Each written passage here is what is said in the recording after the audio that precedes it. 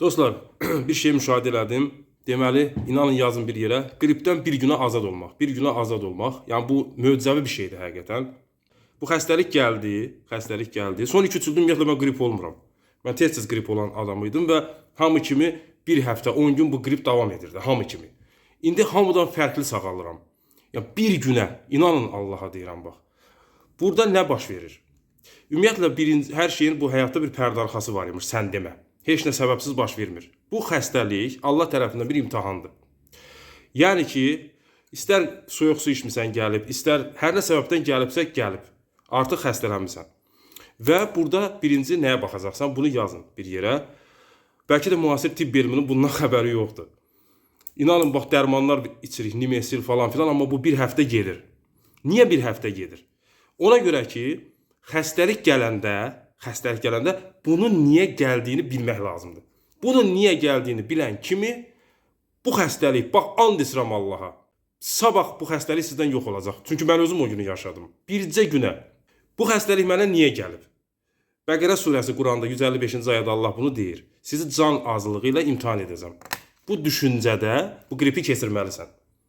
Sonra 156-cı ayədə Bəqərə surəsində deyir ki, onlara müsibət gəldikdə, yəni xəstələndikdə, ya başqa bir şeylər də ola bilər. Mən xəstələnmişəm, müsibət gəldi. Onlar deyirlər ki, həqiqətən biz Allah'ınıq və həqiqətən ona tərəf qaydacağıq. Tez-tez deyin ki, biz Allah'ınıq və ona tərəf qaydacağıq. Təslimiyyətinizi, acizliyinizi ifadə edin.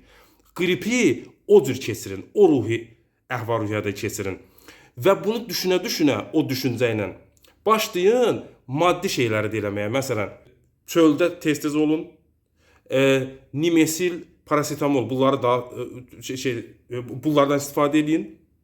Yəni bir səhər atın, məsələn, tutaq ki, bir də arasından xeyli vaxt keçsin, tutaq ki, gecə atın ki, bir də səhər bir Nimesil. Bax, mən belə elədim, sağaldım.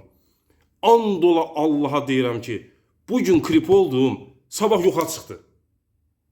Bir həftə yox ha. Yoxa çıxdığını da bilmədim. Tap ayıldım, evdəkilər şoka düşüb. Deyirsən, özə qulluq eləyirsən falan. Heç bir qulluq eləmədim. Sadəcə o bilincdəyəm ki, niyə xəstəlik mənə gəlib.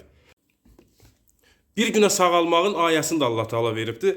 157-ci ayədə Bəqərə surəsi deyir biz ki, başımıza müsibət gəldiyi, o bilincə vardıq ki, hə, Allahın imtihanıdır, bizi yoxlayır, üsyan eləmədik, amma əlimizdən gələn elədik, parasetamol, Nimesil falan filan.